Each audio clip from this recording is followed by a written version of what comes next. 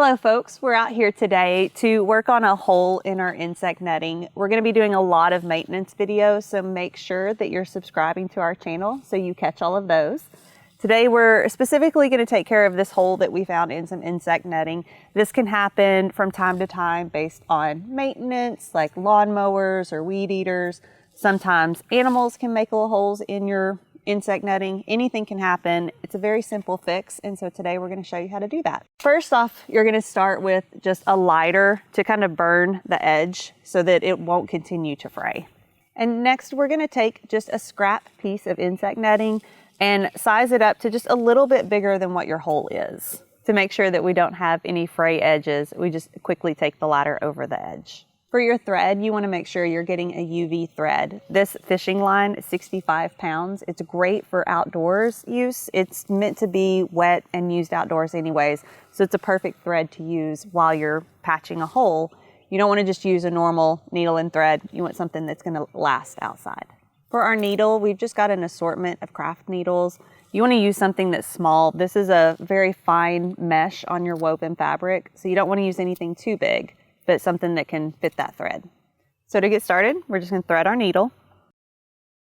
And there's lots of ways you can make your knot to get started. This is my favorite way. You start, grab your needle, point it in, put it in between your pointer finger and thumb. Bring your pointer finger and thumb all the way to the end of your thread. Place the needle on top of the thread and wrap it around.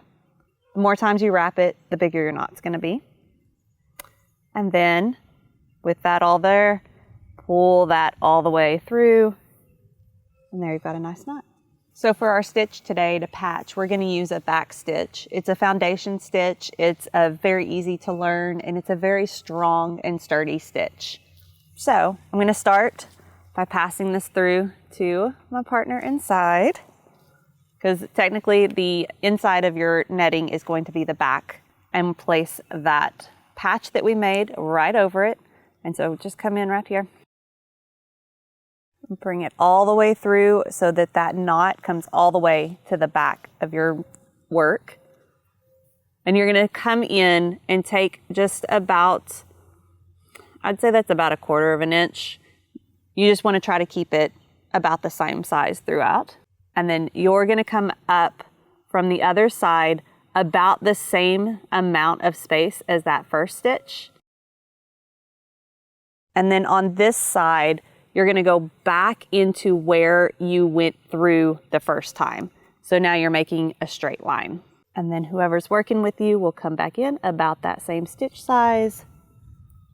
And that's how you'll go, just back and forth each time, going back through your previous stitch. And just as you're going, just make sure that each time you're pulling your thread all the way through to keep it tight. That'll help with that sturdiness. And then as you start to come around to do a curve, you don't want to just make a 90-degree turn. You want to kind of just start slowly curving down. And don't worry if it's not perfect and beautiful looking. This isn't an embroidery masterpiece. Okay, and then to finish it off, you're just gonna make a knot. There's several ways you can do this. I like using one of the stitches that we've done here. Normally you would do it on the other end, but this way works fine too. And you just go through one of your stitches so that you make a loop, put your needle through the loop, and then there will be a second little loop here, and you can pull back through that, and then just pull it tight. All right, and that's it. So just look around, look for more holes, fill more holes up, and don't forget to go like and subscribe to our channel.